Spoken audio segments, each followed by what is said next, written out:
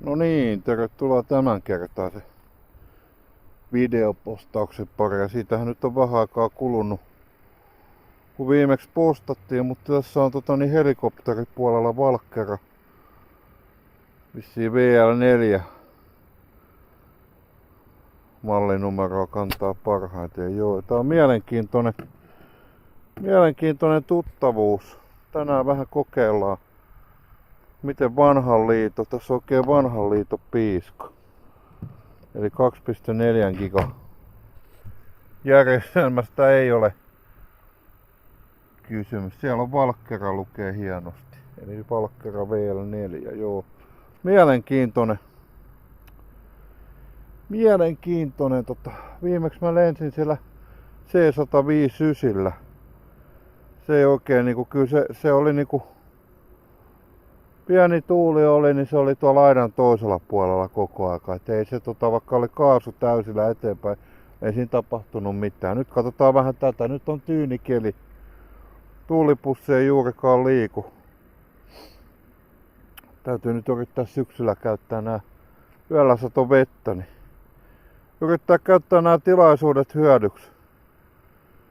Et pääsee lentämään. Mä en tiedä mikä ratkaisu tonne lapojen väliin on tehty tommonen joku, siellä on joku ihme pleitti.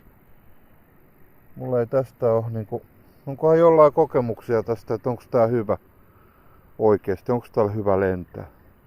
Tämähän ei kauheen iso oo. Ja painoakaan ei. Tää on itse asiassa, no en tiedä. Tuntuu melkein kevyemmältä kuin se C159. Tosin mulla ei ihan tarkkaa käsitystä oo siitä. Ja siinähän on 8,4 voltin 650 milliampeeria. Katsotaan nyt missä kunnossa akku. Sitten on mulla yksi akku siihen ja ohjaimessa patteripelit. Niin kuin useasti on. Ja tää on vielä herkku, kun tää on. Siellä on vanha kunnon kide 35,120 kunnon kidekone. Tosta on simulaattori piuha ja sit siinä on laturin piuha.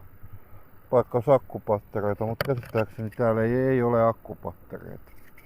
Tähän saa akun ilmeisesti, mä oon niin käsittänyt. Tämähän on ihan nyt tämmönen basic versio, että lähdetään tällä vähän kokeilemaan, fiilistelemään. Siinä on antennin johto kyllä. Mä ihmettelinkin aluksi kun mä kattelin silloin, että miksi tuo johto. Nythän mä vasta tajusinkin, että tää on kuulun vanhan liiton kopteri. Että nyt näyttää ilma ihan hyvältä. Ei siellä nyt ihan heti varmaan sadetta ole tulossa. Että kokeillaan vähän ja fiilistellään.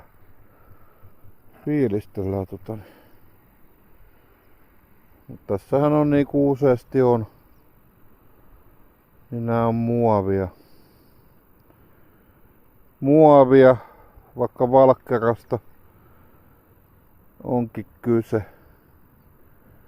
Mitä mä oon käsittänyt, niin hyvin on muuten tasapainotukset kohdalla. Mä en ymmärrä, että onko toi pienempi, minkä takia tässä pitää olla toi pienempi lapasysteemi. Onko tää nyt oikeesti niinku, että tää helpottaa lentämistä, että se tasapainottaa tätä niinku aloittelijoilla. Onkohan tää niinku, mä en itse asiassa edes tiedä, että onko tää niinku aloittelijamalli.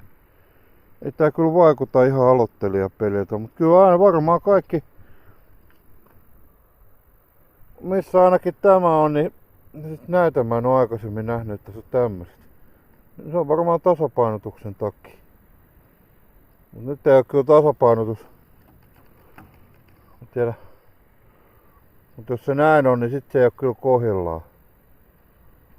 Tässä on näköjään kaiken näköisiä sää. Näitten kulmaa voi varmaan säätää. Tässä on kyllä hyvät säätömahdollisuudet.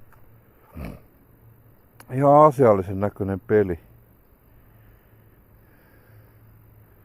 Joo, lähdetään nyt kohta tosta lentämään, niin kokeillaan vähän miten tää vanhan liiton kopteri lentää. Mä otan tosta no otsapantakameran käyttöön ja otan sillä sit video. Täytyy katsoa miten mä myöhemmin saan ne sitten jakoon, mutta ei muuta kuin näihin kuvia, näihin tunnelmiin. Täältä tähän.